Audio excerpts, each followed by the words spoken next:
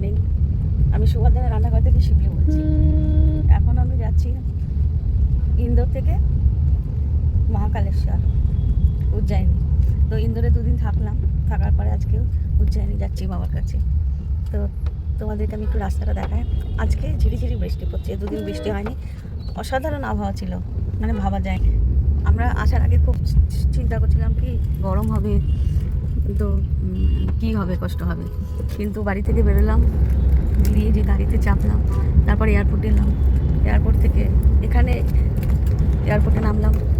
তো আজকে পর্যন্ত, এখনও পর্যন্ত আমাদের গায়ে 1 ফোঁটা ঘাম হয়নি। গরম কী জিনিস আমরা বুঝতেই পারলাম না এখনও অবধি।